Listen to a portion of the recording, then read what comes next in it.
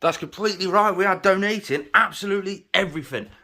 Kind of. When you've got this many animals, now I'd show you the full reptile room just like that, but we've got a big ass enclosure there, which we're about to start building. We're going to pick up some bits for that today, but we've got loads of extras. We just pick up loads of extras when we come around here. Stuff like, I mean, look, all those thermostats. What? Yes, we get loads of extras, so we're going to start packing it all up and take it down to Cheshire Reptile Rescue. Because if you didn't know, most reptile rescues will accept reptile-style donations, and that's solely because when they rehome an animal, it's, have you got the correct amount of hides? Have you got a water bowl large enough? Have you got all your stuff? If not, we've got a surplus here that we're willing to sell you guys.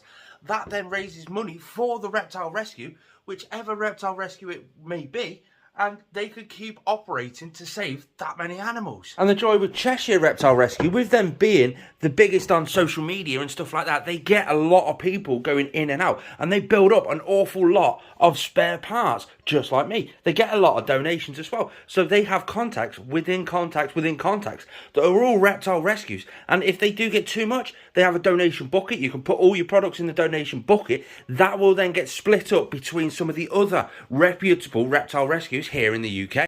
I can't wait to get down to Cheshire Reptile Rescue and show you some of the animals that they've actually got in now. Because they don't just take in normal bog standard animals that people don't want. They take in ill animals, police rescued animals, animals that shouldn't be in the country, just like Mushu in that enclosure just there. He came to the UK in a shipment of wood by mistake.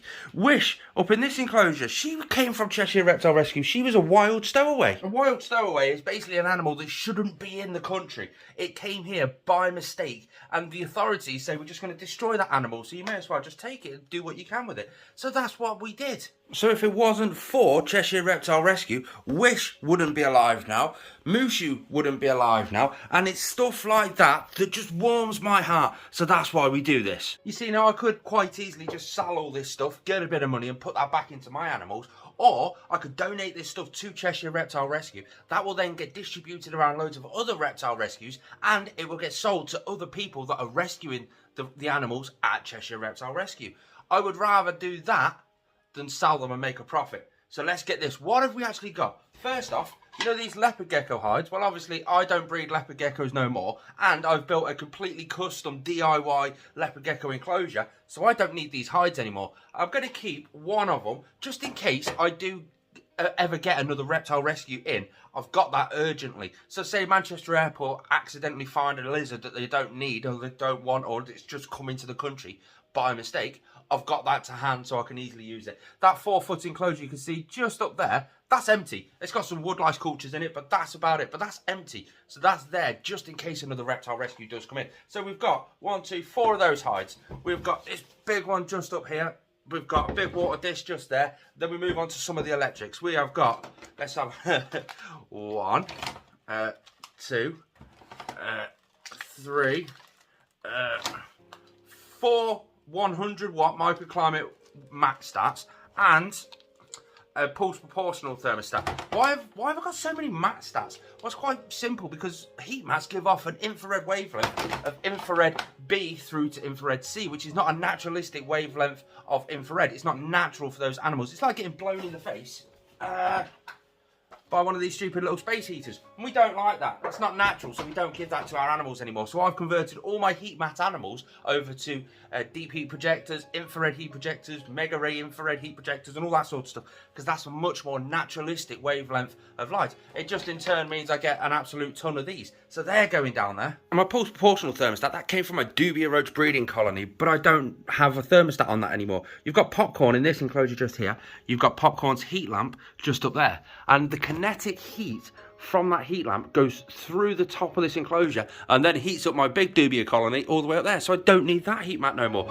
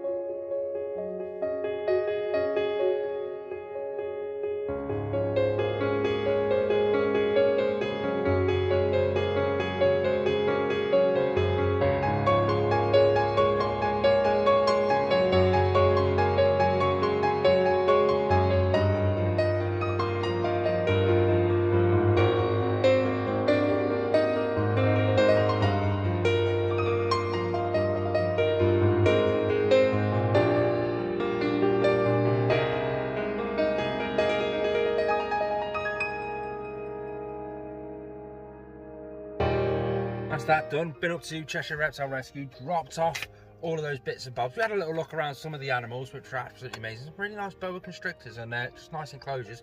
We picked ourselves up a dimming thermostat, just a pre-used one, again, one that somebody had donated to them that I paid them for.